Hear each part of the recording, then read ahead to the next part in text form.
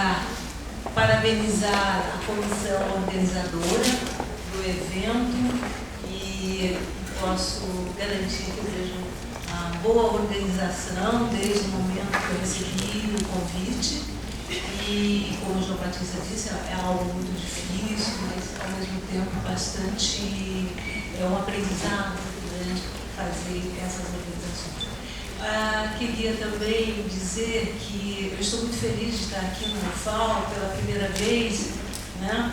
E revendo alguns amigos aqui, o próprio João Batista, o Gilson, o João Carlos, né? Marina. Então são pessoas que estiveram em Natal e agora estão aqui. E poder fazer esse intercâmbio aqui com vocês, que espero que a gente tenha mais oportunidades, né? De efetuar esse intercâmbio, não só dessa temática da juventude. Quero cumprimentar aqui os colegas da mesa, né, e o prazer de estar aqui com vocês. Enquanto não abre aqui, está bastante devagar, o impresso também não chegou. Eu devo dizer que a coisa é muito corrida. Estou chegando do ISA também, que um evento muito grande que aconteceu agora recentemente em Buenos Aires, que é o Fórum da Sociologia de Buenos Aires. Obrigada, porque está difícil de abrir. Então, é uma correria para preparação. Bem, eu nomeei para esta mesa uma comunicação, o título é Dobras na Juventude e Nomadismo.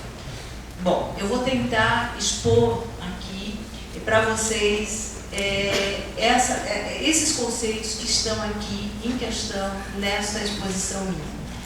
Então, a minha proposta é pensar os territórios juvenis contemporâneos a partir do pensamento nômade. E, para isso, eu me inspiro em Deleuze e Guattari, né?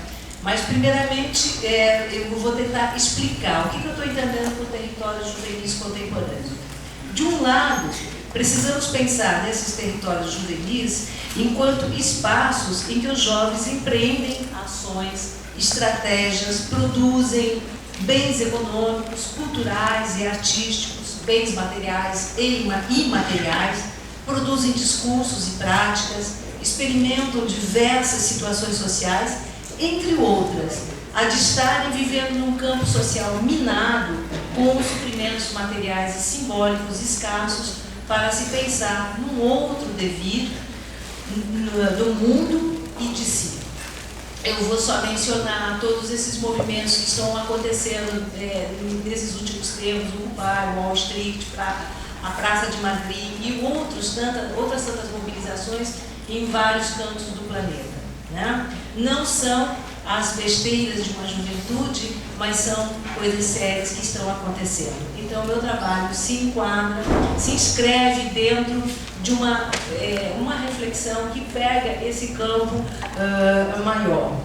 Bom, o campo juvenil é bastante amplo e heterogêneo demais para ser pensado em sua totalidade enquanto bloco. Isso todos nós sabemos. Aí se manifestam atitudes e expressões diversas que vão das práticas reprodutoras do status quo dominante a práticas que buscam engendrar formas de vida alternativas, engendrar formas alternativas para lidar com um mundo percebido por esses jovens como demasiadamente destrutivas de formas de vida em geral.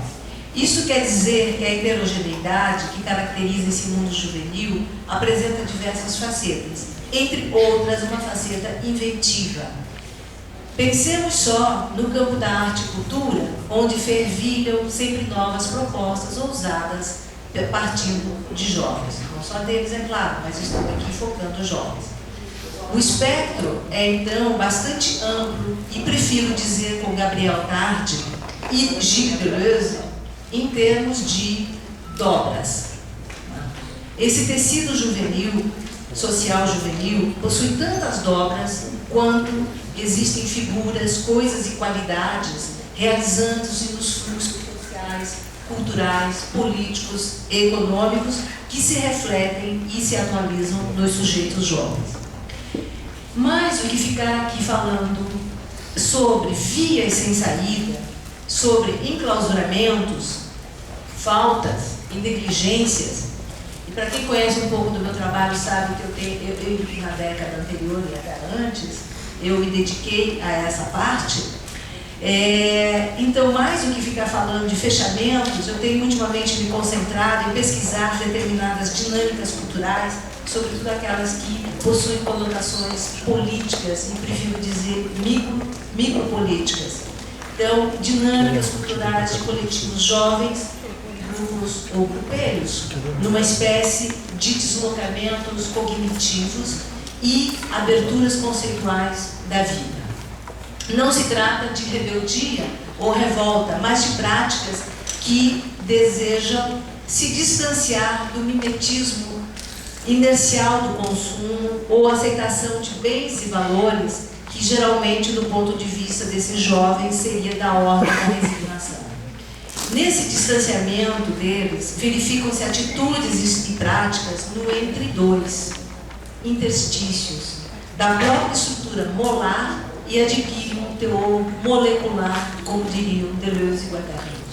Ou na situação da liminaridade, como diria Victor Tanner.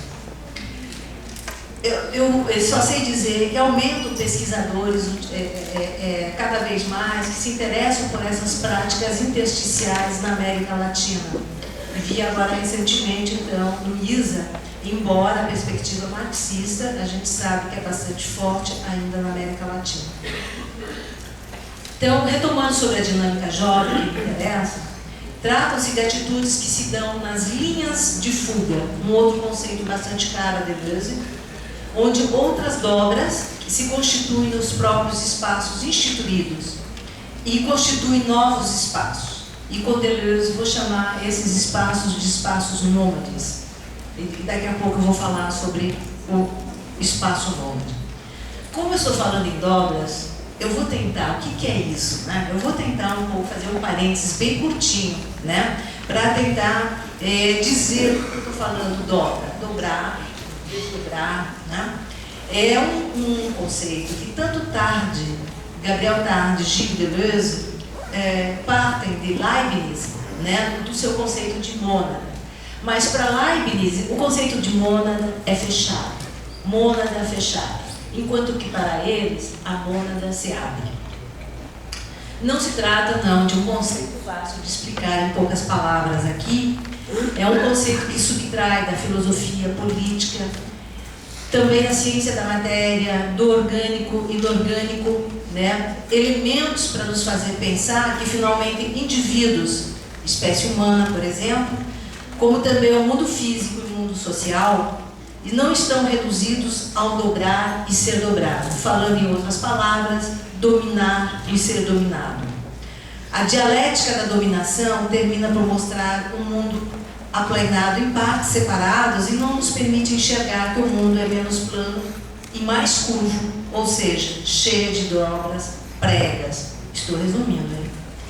Deleuze dá a seguinte definição: o organismo define-se pela capacidade de dobrar suas próprias partes ao infinito e de desdobrá-las não ao infinito, mas até ao grau de desenvolvimento consignado à sua espécie. Então, esse conceito dobrar, desdobrar, implica também o envolver, desenvolver, involuir, evoluir. Há aí também as noções de inflexão, de inclusão. Bom, o importante a reter nisso, em um texto que vai ser publicado, eu vou tentar ir um pouco mais longe que isso para tentar explicar esse conceito de dobra, que vou ver se eu consigo ainda deixar claro até o final da exposição.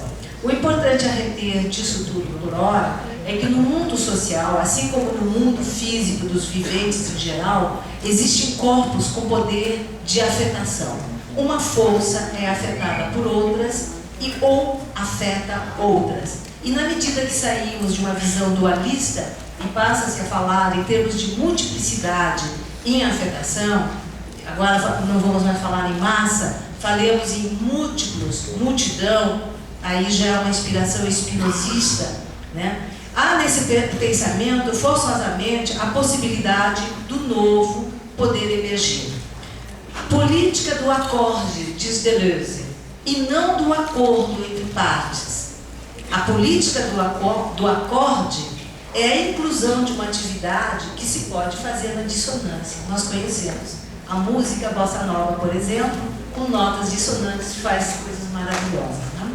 Então, a política do acorde é a inclusão de uma atividade gerando um espaço livre num território esquecido pela disputa reativa por dominação. Fecho parênteses aqui sobre essa questão da dobra, para continuar a falar sobre o mundo juvenil. Não antes, sem deixar de dizer que Deleuze introduz com esse conceito de dobra uma questão ética da atualidade. Tem um texto bem pequenininho de Henrique Anton, mas bastante elucidativo sobre isso, que se chama As Dobras do Poder. Basta entrar na internet, As Dobras do Poder, vocês acham esse texto. É curto, mas bastante claro quanto a essa questão da dobra. E claro, ele pega por um ângulo. Então, quero continuar esclarecendo o meu foco dentro desse vasto campo juvenil e quero me referir, então, deixar claro que eu estou me referindo a atitudes que emergem e que não estão em conformidade com as normas sociais gerais e que geralmente são vistas na sociedade como estranhas, incompreensíveis, transgressivas, desviantes, até mesmo inaceitáveis em certos casos. Atitudes, por vezes, também chamado de ethos, que determinados jovens adotam e que não se encaixam nas expectativas sociais usuais, usuais no esperado normal. Algumas chegam a se tornar práticas imanentes ao comportamento jovem, o qual adere àquilo que ele pensa ser uma identidade palatável de grupo, adoção de estilos, indumentárias, gestos, maneiras de falar, gosto musical, gosto alimentar em certos casos, né? Tenho me dedicado a acompanhar uma dinâmica coletiva que se esposa como política da vida no cotidiano da pobreza de jovens da periferia e que se movem com certa inventividade. Em 2009, eu escrevi um texto que eu esclareci, eu vou recuperar aqui para vocês.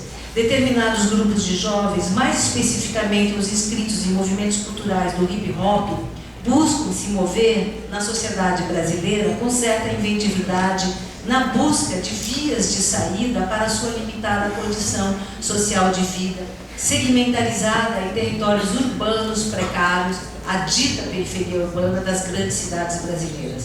Precários sob diversos aspectos, materiais e objetivos, mas também subjetivos e simbólicos, dificultando ou impedindo os seus habitantes de se suprirem necessária e desejavelmente para a produção de um espaço social que não mais consista, aos olhos de toda a sociedade, como um depósito de homini sacer, um conceito de Giorgio Agamben, o título de uma obra sua. O que significa? Indivíduos cuja vida não vale a pena ser vivida. A vida das populações jovens desses territórios malditos, indelevelmente considerado marginal para boa parte das pessoas na sociedade, mesmo para pessoas de dentro dela, para algumas pessoas de dentro dela. É o território onde se encerraria um cenário daquilo que Jorge Bataille chamaria de obscenidade social. Essa vida precisa ser relida à luz de projetores teóricos que permitam extrair algo que se insinua, que emerge desses interstícios sociais como aquilo que nós podemos designar por nomadismo. Então, do ponto de vista da empiria,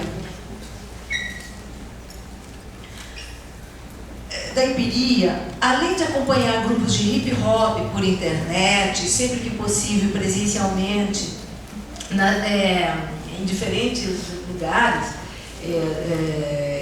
principalmente aqui na região Nordeste, né? Nas suas diferentes modalidades, o rap, break, grafite, literatura, isto acompanho suas produções, suas ações, engajamentos. Nós temos uma parceria desde 2007 com a Associação Posse Lelo Melodia da cidade de Natal RN. E desenvolvemos uma relação bastante proveitosa, tanto para eles como para nós. Eles são coprodutores da pesquisa e intervenção que nós fazemos. E atualmente estamos desenvolvendo juntos, após termos respondido o edital ProEst 2012 e agora 2013, que já também estamos aprovados, desenvolvendo juntos oficinas diversas lá no bairro de Guarapes, junto com esses jovens. Então, eles são verdadeiramente jovens que participam da pesquisa e intervenção. O que é interessante nisso é que esse modo de operar dos jovens em suas empreitadas no interior daquilo que eles chamam sua periferia, fornece uma ilustração de detalhes desse processo de desterritorialização que está em questão no pensamento nômade, que vou falar daqui a pouco. Mas antes eu quero esclarecer que o termo de periferia, que é sempre usado entre aspas, segue o uso corrente do senso comum e principalmente leva em consideração o termo enquanto um atributo caro aos coletivos jovens e principalmente aos ativistas, aos agitadores culturais que se envolvem em acontecimentos, eventos ou movimentos culturais. Temas como condição geográfica, mas também sentimento de pertencimento, ação engajada, surgem em suas falas para explicitar a sua opção de se qualificarem como seres periféricos e denominar o seu espaço como periférico, assim como suas próprias atividades e práticas e experiências. Isso tem um grande alcance teórico, do meu ponto de vista. Mais do que condição geográfica, isso indica, antes de tudo, um processo de subjetivação que insiste em ir para direções outras que aquelas impostas pela sociedade, ou melhor, pelos estratos que se pensam como dominantes. Segundo, indica um deslocamento no modo de se pensar como jovem e de pensar seu território, que finalmente se desterritorializa e leva os que aí se encontram a uma espécie de reterritorialização. Desculpe, gente, eu estou usando aqui uma série de conceitos de Deleuze e Guattari sem ter tempo de estar me detendo, né? Bom, esse é o mote que foi trazido pelos próprios jovens que me levou a aprofundar a reflexão que desemboca no tema do nomadismo juvenil na atualidade e que deve ser relacionado a processos maiores nas sociedades contemporâneas, como eu já falei no início, né? E que estão estourando, pipocando em vários cantos do planeta. Eu vou abordar o tema agora do nomadismo tomando duas vertentes de pensamento. Uma que é bastante conhecida também de muitos de vocês, que é a abordagem de Michel Maffezoli. Ele tem um livrinho sobre o nomadismo, Vagabundagens Pós-Modernas, lançada em Paris em 97. E outra vertente, como vocês devem já saber, é a vertente de Deleuze e Guattari, que tem em 1014, volume 5, o Tratado de Nomadologia, a Máquina de Guerra, lançado em 80 na França. Aparentemente, essas duas abordagens parecem ser similares, muito embora eles estejam, às vezes, indo buscar as mesmas fontes. Por exemplo, Nietzsche está bastante presente nas duas abordagens, eles vão se apartar, vocês vão ver. E é esse trabalho de extrair as diferenças que eu vou tentar resumir aqui para vocês. Para Maffezoli argumenta que estamos vivendo a era do movimento e faz disso um elogio. Quer sejam os hippies, vagabundos, poetas, jovens, sem referências, ou mesmo turistas apanhados nos circuitos das férias programadas, o que importa, argumenta ele, é a circulação que voltou. Ao nomadismo ele associa a pulsão de errância e hedonismo diário. Ele busca contrapor os valores associados a essa pulsão a novas atitudes, aos valores prometeicos de um ativismo triunfante, como ele diz. Enfim, ele contrapõe Dionísios e Prometeu. Para ele, os termos errante, nômade, vagabundo, anômico, migrante, viajante, bárbaro, estrangeiro, estranho, peregrino, são as diferentes modulações de um mesmo fenômeno que se opõe ao sedentário, gregário, insular, estabelecido. Ligado a esses fenômenos, ele associa os termos de desejo de evasão, nostalgia de um alhures, de um além, né? Mas também ele vê nisso um vitalismo, né, uma dimensão emocional e afetiva da sociedade, né? Ele acha que com o nomadismo integra-se a parte sombra da sociedade do ser humano. Quem conhece o Marcus Aurèle, né, a sociologia que ele prega é bastante buscando essa parte sombra da sociedade. Bom, muito embora encontremos nesse pensamento a ideia de que no nomadismo se constitui a potência de solidariedade, eu acho que ainda assim estamos situados numa dualidade intransponível. O não lugar mítico da utopia, falando como ele próprio, ou fantasmático de um além, versus territórios porosos e indivíduos frágeis. Essa é a dualidade que o Marcus Aurèle coloca.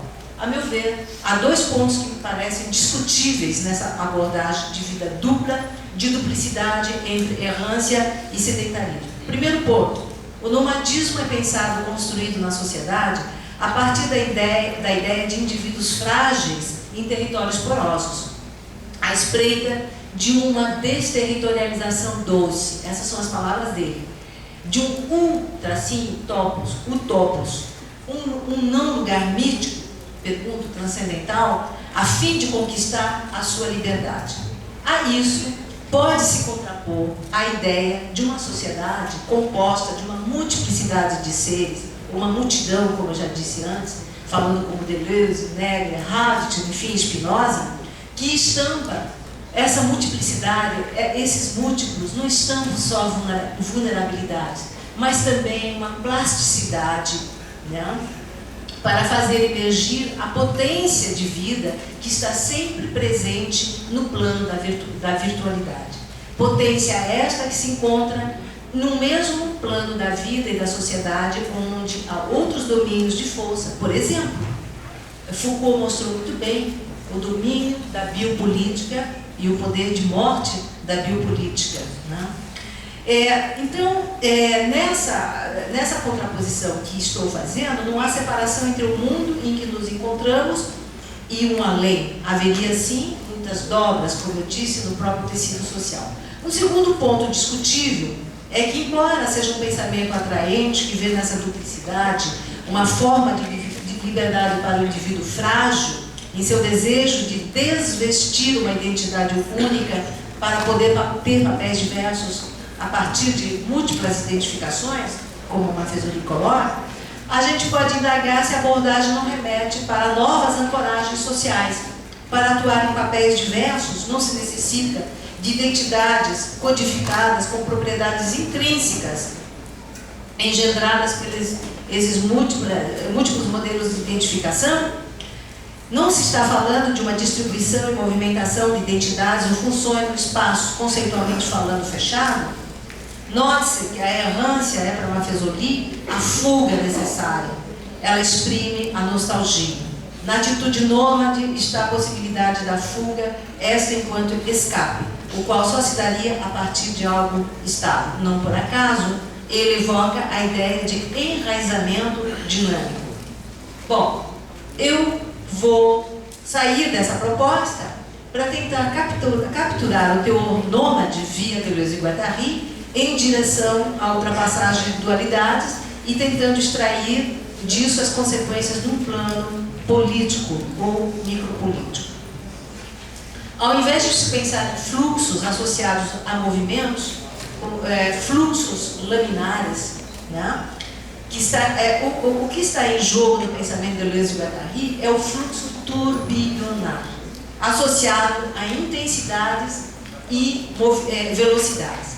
Aqui há uma clara distinção entre movimento e velocidade.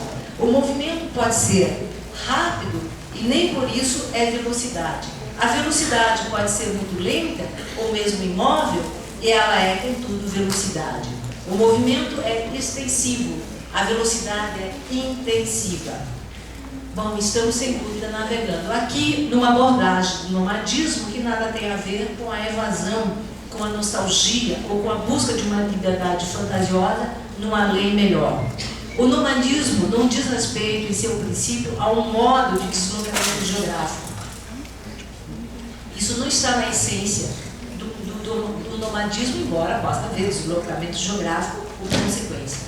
Para Deleuze e Guattari seria falso definir o nômade pelo movimento, Chegam até a sugerir que o nômade é antes aquele que não se move, enquanto o migrante, dizem eles, abandona um meio tornado amorfo ou ingrato. O nômade é aquele que não parte, não quer partir, que se agarra a esse espaço liso, ou espaço nômade, onde a floresta, eles vão usar uma figuração, onde a floresta recua, onde a estepe ou o deserto crescem, e inventa o nomadismo como resposta a esse desafio. Isso é muito importante, essa forma de ver, porque é o que quando eu vejo os jovens colocando que as suas ações devem partir, devem ser feitos na periferia, para a periferia, da periferia, e não saindo desse lugar para ir buscar alternativas, né? Então, eu acho que é bem esse nomadismo de que os jovens estão tentando construir. É, antes de tudo, então, uma postura, uma maneira de pensar que se traçam pelas linhas de fuga. E essa fuga nada tem a ver com o escape do Mafisolini.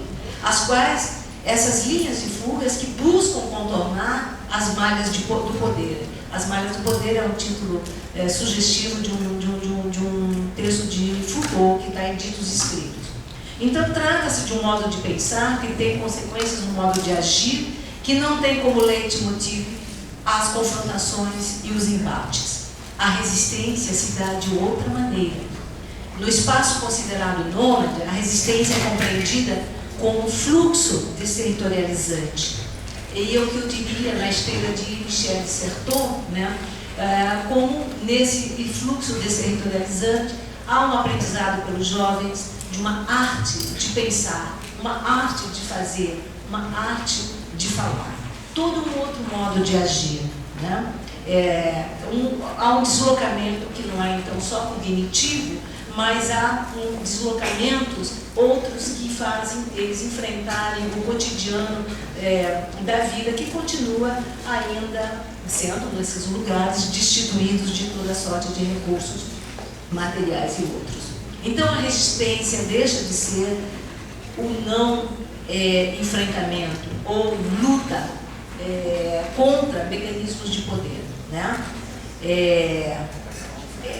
Veja, nas relações de poder, e Foucault mostrou muito bem isso na microfísica do poder, né?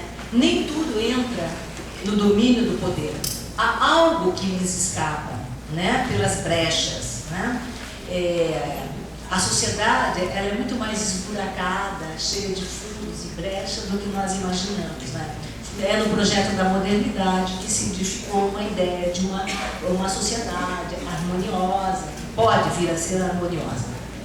Bom, então, o que está no pensamento desses autores, Deleuze e Guattari, é que há algo aí que não se reduz nem ao monopólio de um poder orgânico, nem a uma representação local, mas que remete à potência de um corpo turbilhonar no espaço nômade.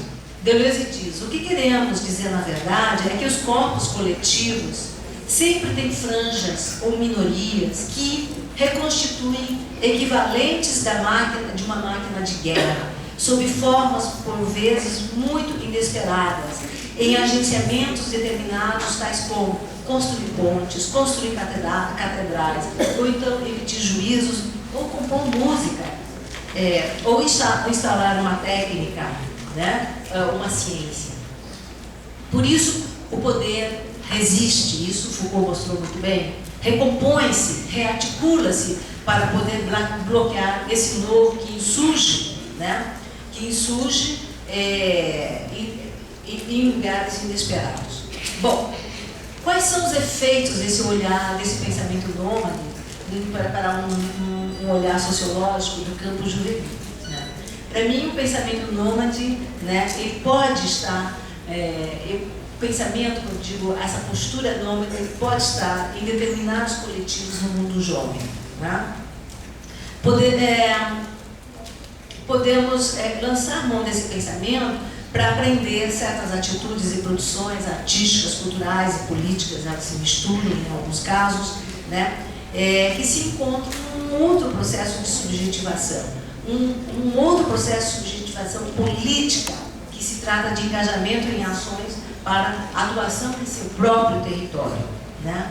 Então, no pensamento nômade, me parece que há um mapa de possibilidades de resistência, um outro tipo de resistência, né? Deleuze e Guattari invocam um conjunto de saberes nômades, dos quais é preciso saber quais são os fluxos de uma sociedade, quais são os fluxos capazes de subvertê-la e qual o lugar do desejo em tudo isso. Então, a importância desse pensamento nômade no nosso trabalho é que nós estamos, sim, trabalhando com jovens engajados em ações culturais, mas também ações políticas em nome da sua comunidade, da sua periferia. Bem, para concluir, eu quero dizer também como efeito desse pensamento, né, as indagações que a gente pode colocar, né, nesse tipo de olhar, que novas forças estão sendo liberadas a partir daquilo que a gente pode estar identificando como um espaço novo, né? E que novos poderes estão se reconfigurando a partir daí também, porque, como Foucault mostrou muito bem, né, o poder só existe lá onde existe a resistência e vice-versa. Né? Então, gente, eu teria muito mais coisas para dizer a vocês, que é uma longa pesquisa que eu venho aí abordando, mas certamente terei oportunidade no texto escrito de estar explicitando melhor. Muito obrigada e estou aqui à disposição para a parte do debate.